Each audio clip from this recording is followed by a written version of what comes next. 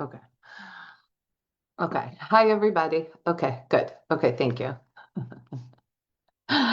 Okay. So, sorry about that few minutes. Happy Friday. Welcome. I am super excited around today's presentation. Um, has been a long time in the making, this topic. I have been asked so many times all of these questions. I'm actually just moving around my slides a little bit here. Okay. I have been asked so many times the questions from this deck today that a few weeks ago I was on a call and I was like, you know what? I'm putting together all of these questions so that mental health owners, no matter where they are, they can use this and have these questions as a guide. So if you are live, welcome. If you are watching the replay, hooray for you. Congrats for actually sitting down and listening to this. Please let me know that in the group or send a message. Also, let me know all the time when you guys actually implement the lessons because it's really good for me to know what is resonating with you and what you feel like you can. So, welcome to today's presentation, Paying Yourself Without Panic, the money side of owning a practice, finally explained. So, many therapists grow successful practices and still feel unsure, anxious, or behind with money, not because they're bad with money, but because no one taught the structure of practice finances. So chances are you're in business because you decided you wanted to make more money. So you went to school and then now you're on your own. Maybe you worked for somebody in between, but now the in between has kind of been the puzzle of what you're trying to figure out. So the goal of today is to give you a money structure you can actually use. So who is this for? Solo therapist, somebody who's thinking about this, group practice owners, therapists with associates or contractors, anyone who incorporated and thought this could make things easier and why doesn't it? Therapists who are great clinicians but feel stuck around money. Even though you're a great clinician, sometimes we all feel like we're not great at points because business can get hard. So great, good in between all clinicians when you feel that you're stuck around money. Let's talk about the growth trap, right? As therapists, sometimes we have the growth trap, and it's also what nobody talks about. Why therapists often grow into complexity before clarity. The moment things start feeling harder instead of easier. Why avoidance is not a failure, it's a signal. The difference between clinical competence and financial containment. The most common money question practice owners ask. So what I did was I went to various client calls of mine. I went to discovery calls and I looked at a lot of post engagements and I put together some of the common ones that I thought was helpful. The first question is, how much should I pay myself, Margo? There was no single correct number. And I thought about this a lot. And lots of times we don't know what to pay ourselves because we actually don't even know what we need to live on. But somehow, if you would go to a person to work for, you would know what salary you want from them. So if you're going to go to somebody and you think that you need to get paid a certain amount, but then all of a sudden in your business it switches, why does that happen? You could also use that as a starting point. So you want to start with a reasonable, livable salary, and most early stage practice owners start somewhere in the $50,000 to $75,000 range. This is a starting point, not a permanent decision. And why does this matter? Paying yourself intentionally creates structure and reduces financial anxiety. Now, from this slide alone, I can feel and hear a lot of the questions. Let's say my deposits change, and the presentation is actually going to go through it. As a basis and a structure, because you're all asking for financial organization. Financial organization is making a decision. It's meeting yourself where you're at, right? So even if you can have fluctuating weeks, fluctuating clients, fluctuating month, whatever it is, you're still committing to that. How often should I pay myself? Most practice owners pay themselves biweekly. Weekly or monthly can work too, but biweekly is usually the most stable. I personally pay myself on a monthly basis. I do bills once a month, and that's really it. I sit down maybe a few times extra during the month, but I like to do everything for the month and be done. And I have a lot of things on autopilot. Consistency matters more than frequency, meaning what you're going to be able to keep up with more than how often should I do it. If you think a biweekly is going to be hard because of what's happening with your biller or things of that nature, then don't do it. Do what's going to work. Sally does this, Avi does this, or whatever. It doesn't matter. Do what works for your practice. We're not in competition with anybody. We're in competition with ourselves from yesterday. That's the only person that you're in competition with. What somebody else does or what somebody else is doing is really not of our nature. What we really want is to do what's best for us.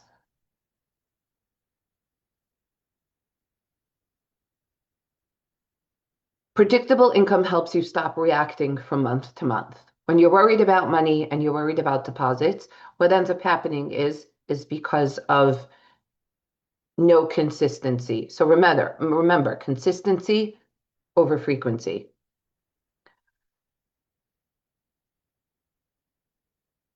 What if my income changes every week? Payroll is based on an annual number, not weekly income swings. And if you think the business can't afford it, that's when you're supposed to be doing your income generating activities into your growth activities to grow the business. You can go into the platform, and there's a lot of different ways in there.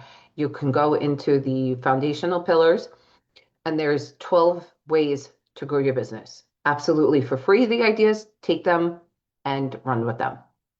The system spreads pay evenly across the year. So let's say you did it like twice a month. So 2 divided by 52 weeks, you're going to get paid 26 times a year. So treat yourself as if you would work for somebody else. Extra income can be handled with bonus payrolls later, but as a structure, as a base, you've got to start somewhere. Why does this matter? You need a steady baseline, not a perfect timing. Now, I want to talk about timing a little bit, okay? Timing is an important thing too in different ways, like bill pay, right?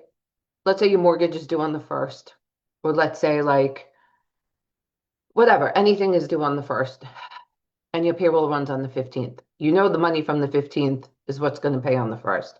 Hopefully, you're not running check to check that it works like that, but assuming that you are for the moment for this example, that's how it works. Paying things 2 weeks early, that's when you get paid. You hold the money. So if it changes every week, it's more about the steady baseline and not the perfect timing. I just cannot say that enough. Why can't I just transfer money when I need it? You can, but it increases taxes and compliance risk because it's not a bank account. It's not just an endless bank account that you can take from. Many of you are doing it, but it's a huge risk. Random transfers are not payroll. They're actually distributions, and distributions are taxed at a higher level. Payroll properly documents income, and you're also paying the proper amount of taxes on payroll so that you don't have to worry. You don't have to worry as much around those estimates that most of you worry about quarterly basis is around those estimates. So I want to say that again. If you're on a W-2 salary, and if we go back, so let's say for this, you actually take the $50,000. Now, that income withheld, you have a steady baseline, and then you're not going to need to transfer the money because you know when the payroll is coming in. Now, the biggest question I get asked this year is it's not enough. Could be. It could be that your expenses exceed your income. The same thing could happen at a job for somebody else, but now it's happening for your own company. And the pressure is on you to grow the company to make more money, or you can't have those expenses.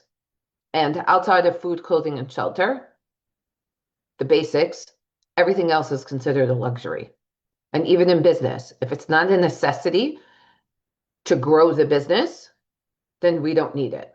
But if it's helping you grow the business and it's giving you ROI, you want to keep it. How money is reported matters more than how stressed you feel when you moved it. So if you're too stressed when you moved it, that's not what matters. What matters is the reporting around the money. And that's really, really important. How money is reported matters, not how stressed you feel when you move the money around. So even if you moved around the money to cover payroll, so what? You got to get over it and you're going to get better at it each time. And you're going to stop doing all this extra work of moving and all of these other things because you're holding the control so much. That's why the stress is thing, because you want to have for this, you want to have for that, you want to this, for that. But most of you are forgetting around your personal life. Can I run payroll retroactively? Of course, but it's not ideal because you're going to have a lot of fees and you're always going to be on the red. It creates extra cleanup and tax work, and most of you don't want to pay for the tax work. Cleaner to start correcting going forward. So, meaning, why not just run it going forward? And whatever you did, and the going backwards. This matters because forward progress is more powerful than fixing everything perfectly. We don't live in the backwards, right? Like if we had a car accident, it's in the past. 2025, we can't change anything, right? 2026, we can. So that's going to be where the power lies. Why use QuickBooks Payroll instead of Square? Lately, I'm getting this question a lot. For whatever reason, people are wanting to use Square to run their payrolls. Square processes credit cards. Payroll, it's not. And QuickBooks Payroll, the advantage is it integrates with the bookkeeping. So it saves a lot of layers. So Square is a payment processor, not a full payroll system. QuickBooks Payroll integrates with bookkeeping. Integration reduces errors and delays. So now, lots of times we want to know how things are going, right? So that integration, you're going to have it more in real time, and you're not really going to have the delay. So think about that for a minute.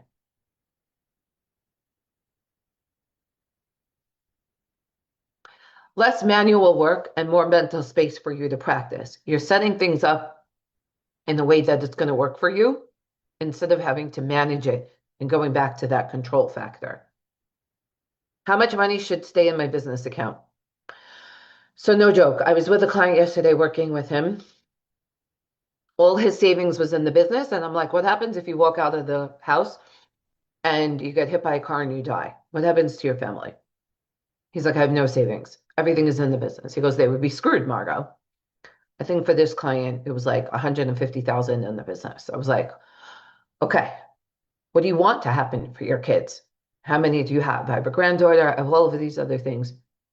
And I was like, okay, I'm so worried about the business, but I'm not worried about my personal life. You want to keep in there enough to cover payroll, enough to cover taxes, immediate business expenses. There's no putting in there in case. More money is always coming. You're working every day. Your biller is doing the work. If you're having private pay, you're getting paid every day, every week, whatever it is. More money is coming. We can't hold on and like store it. We have to realize that there's no lack. There's enough money out there and there's enough business out there. It's a matter of you have to go out to get it and do the actions. So why does this matter? You can't set business buffers without understanding real cash needs. So if you don't really understand how much your business operates every month, maybe it's like 8 grand a month, 12 grand a month, or whatever. So at minimum, if you always had at least 1 month expenses ahead, you're in a good spot.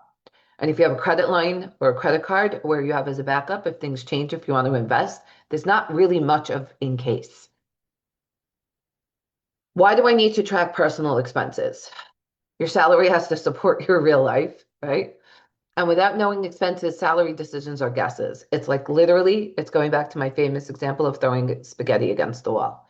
Guessing leads to constant adjustments. Why does this matter? Personal clarity drives confident business decisions. So when you have your own clarity on how much you need, it's going to drive business decisions. Maybe the expansion that you're looking for to do with the business, it's not the right time because your personal life needs more money, and then you can take a bigger draw, or you could take a bigger W-2, depending on where you're at in the business. You know, just because something is available for an investment doesn't mean it's the right time. Timing is everything. You have to be available for it. And in small practices, everything is on you. So if you expand, it involves you more. And if it's supposed to be 2 hours, it's really going to be three. If it's going to be a half an hour, it's really going to be an hour and a half because nothing is a half an hour these days. Can I keep a low salary for tax reasons? And with all these questions, by the way, you could do whatever you want. It's more of giving you a guidance that's going to give you a structure, right? And then I'm telling you what works. So tax strategies work after stability. And if the salary doesn't cover your life, it's not sustainable because you're always living in lack. So stability comes first, optimization comes later. Don't do things for tax reasons. We have a client right now, and they made a lot of decisions because of tax, and they're pretty miserable. And they have a lot of assets, they have a lot of money, but they're pretty miserable because of it, because of all the upkeep. And a lot of the decisions were crappy. And I say that to say it doesn't suit who they are, where they want to be, and why they really came into business. And as all the other things are like an additional wealth and whatever, it doesn't matter if you're not happy and healthy and really living. You can't optimize a system that isn't stable yet. So we had a client last year, and she was tired of a lot of things of around the payroll, bringing on a team member, and it was really bothering her that certain parts of the payroll system she had to do, even though she had our services. And there's certain parts that has to be in the business owner capacity, but also is that sometimes these apps they do fail, and it's going to take more time. Sometimes it could be that you're going to have to make a phone call, and reacting to these things versus understanding that life shifts and changes is a big difference. So it's more about how do we act in those shifts and changes?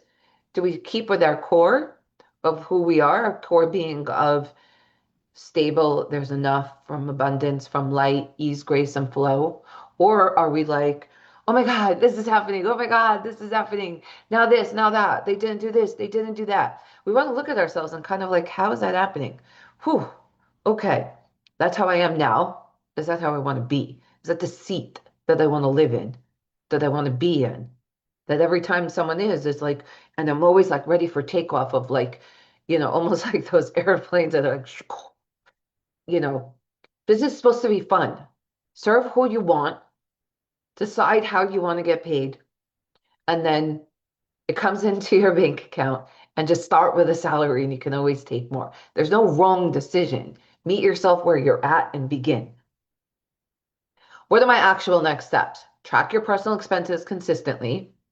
Move to W-2 payroll. Oh, wait, actually, with personal expenses, I'm going to talk about that later. Okay.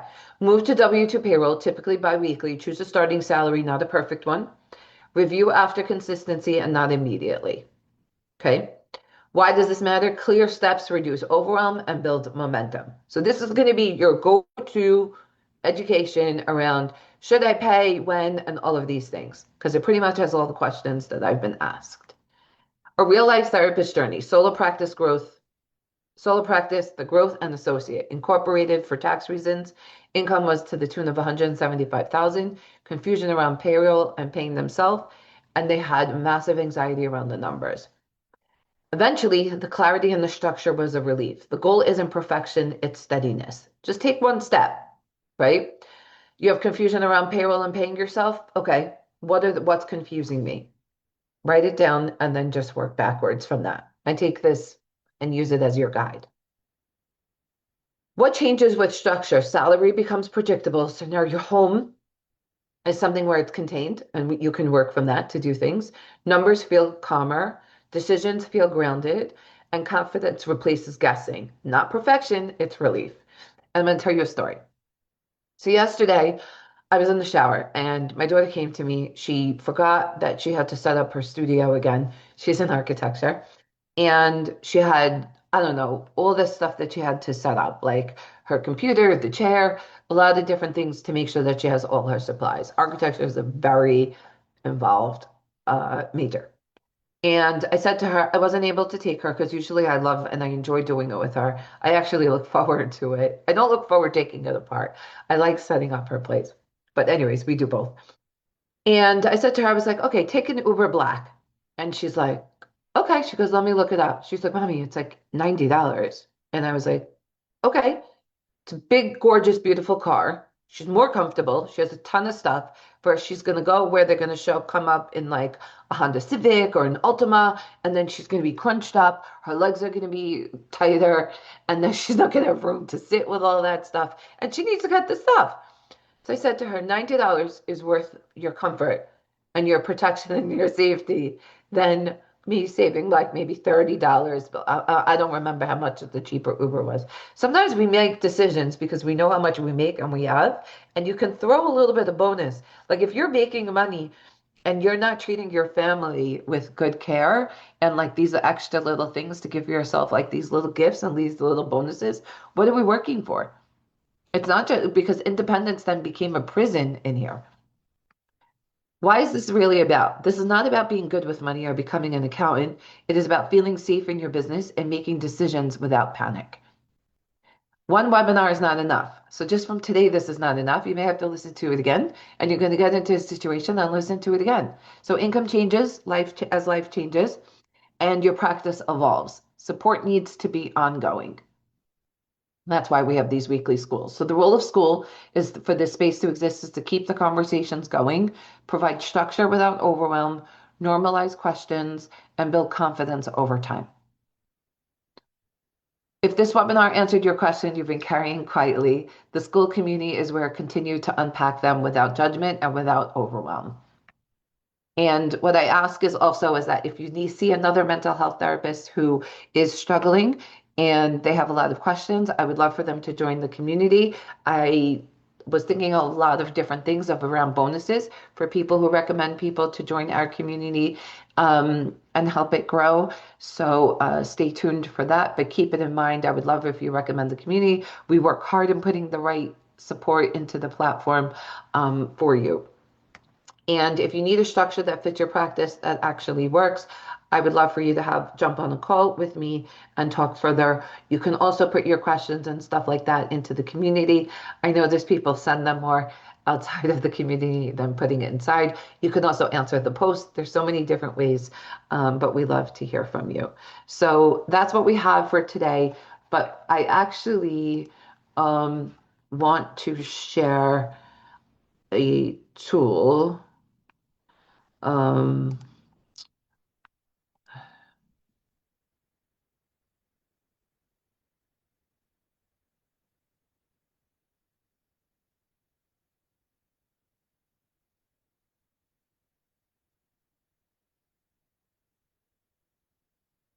okay, so I'm going to share my screen. Oh, I actually spoke the entire time today. Okay.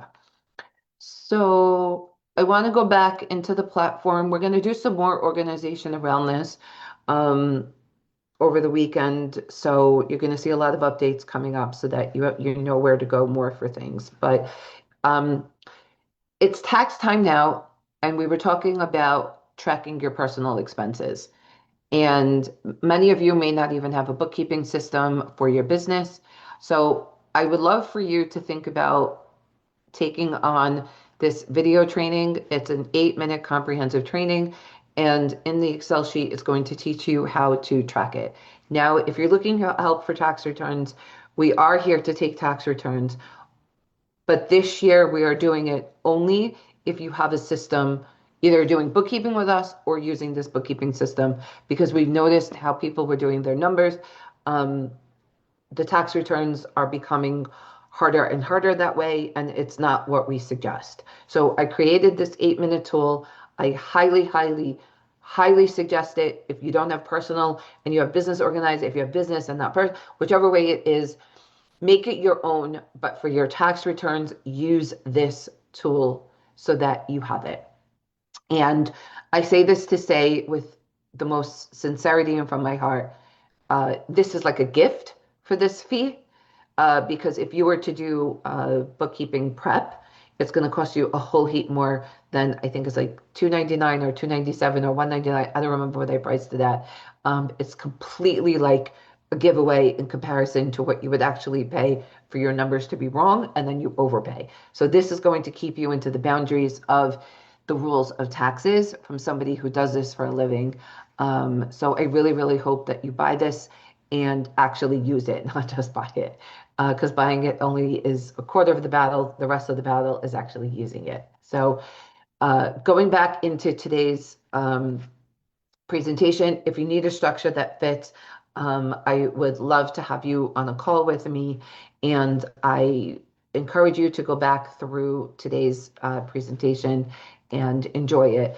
And I say this to say, paying yourself is it's a very emotional topic, and it's important to know what's involved. So if there's something you would add to today's or another specific problem where we can add around this topic so we can help more mental health owners, I would love for you to share that information so we can hear it. We can add to this, because where I got this information of how I can help is serving all of you and giving it back in a more in a way that it has your questions and the answers to guide you even more.